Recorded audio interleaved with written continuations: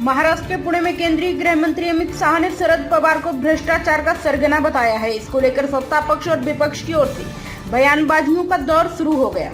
NCP Sharad Pawar गुट की राष्ट्रीय प्रवक्ता सीमा मलिक ने कहा कि शरद पवार को लोग भारतीय राजनीति का पितामह मानते हैं। शरद पवार खुद प्रधानमंत्री नरेंद्र मोदी का सम्मान करते हैं। सीमा मलिक ने कहा कि बहुत दुख का विषय है कि गुरु पूर्णिमा के दिन अमित शाह ने शरद पवार पर इस तरह का आरोप लगाया है, जिसमें देश के दूसरे पार्टी में करप्ट लीडर हैं उनको बीजेपी अपनी पार्टी में शामिल कराकर क्लीन चिट दे देती है। बीजेपी आज के समय में वॉशिंग मशीन बन चुकी। कोई भी भ्रष्ट नेता पार्टी में आ जाता है और वह दूध का धुला हो जाता है। अमित शाह का बयान दुर्भाग्यपूर्ण और निंदनीय है। वहीं एनसीपी एसपी नेता फौजिया खान ने कहा कि अमित शाह ने शरद पवार को लेकर गैर जिम्मेदाराना बयान दिया है। ऐसा बयान उन्हें शोभा नहीं देता। लोकसभा चुनाव के नतीजों ने साफ कर दिया है कि जनता किसके साथ है।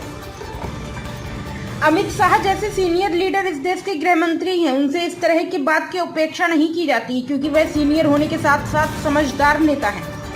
फौजिया खान ने कहा कि महाराष्ट्र की स्वाभिमानी जनता कभी भी इस तरह की भाषा सहन नहीं कर सकती। उन्होंने कहा कि शरद पवार महाराष्ट्र की आत्मा और एक विचार है। शरद पवार बाबा अंबेडकर शिवाजी के विचारों को लेकर जीने वाले राजनेता हैं। यह अमित शाह की भाषा नहीं है, हाल ही में हुए लोकसभा चुनाव के नतीजों की भाषा है।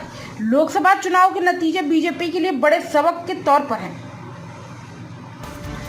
दरअसल पुणे में बीजेपी अधिवेशन को संबोधित करते हुए अमित शाह ने कहा कि अगर भारतीय राजनीति में भ्रष्टाचार का सबसे बड़ा सरगना कोई है तो वह शरद पवार है।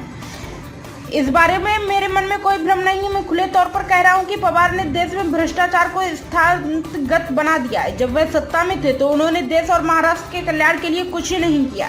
ऐसे लोगों की महाराष्ट्र की जनता आगामी विधानसभा चुनाव में सबक सिखाएगी और बीजेपी नेता गठबंधन महाराष्ट्र में भारी जीत हासिल करेगी।